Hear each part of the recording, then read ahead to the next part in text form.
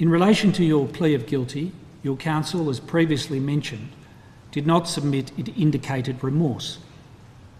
Your counsel's circumspection was sensible, given your secrecy regarding how and why you killed your wife, which has compounded the grief of Karen's loved ones. But as the law recognises, your plea of guilty is still deserving of a significant discount for its utilitarian benefits. It has spared family and friends the ordeal of a trial. Witnesses have also been spared the stress of testifying, and the community has been saved the considerable expense of a trial which was anticipated to run for about 5 weeks. Whilst the prosecution at first balked at the notion that your plea of guilty should attract a significant discount, it eventually accepted that your entry of a plea of guilty was, quote, no small thing.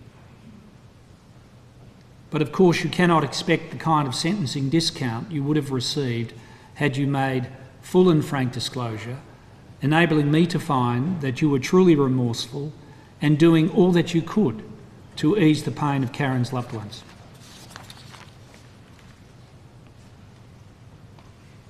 As for your prospects of rehabilitation, I find, on the balance of probabilities, that they are good, given your lack of criminal antecedents and the unchallenged character references. Since I am obliged to have regard to current sentencing practices in sentencing you, I have reviewed a significant number of manslaughter cases.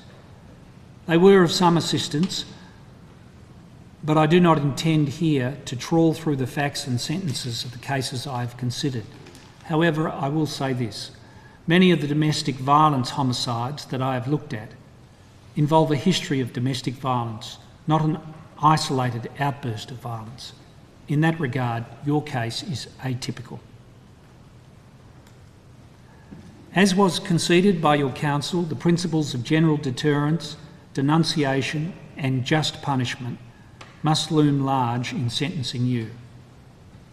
Because I find that your prospects of rehabilitation are good, I do not place much weight on specific deterrence or the need to protect the community from you, though specific deterrence has some part to play given the seriousness of your offence, your post-offence conduct and your continuing secrecy. You were originally charged with murder. Ultimately, that charge was downgraded by the prosecution to manslaughter.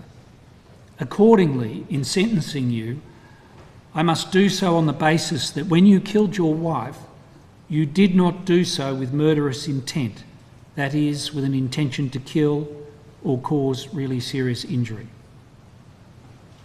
Boris Rostevsky, please stand.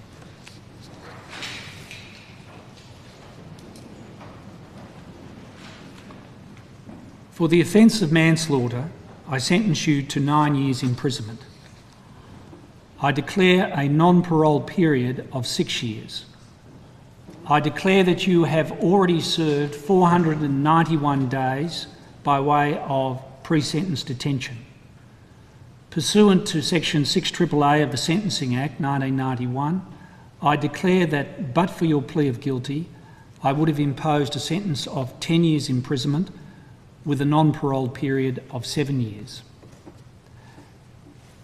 In relation to the forensic sample order sought by the prosecution, namely a saliva sample, I am satisfied that it is appropriate to make such an order given the seriousness of your offence and your consent to the order. Accordingly, I order you to undergo the forensic procedure and inform you that if you do not cooperate in the provision of the saliva sample, a police officer may use reasonable force to enable a blood sample to be taken.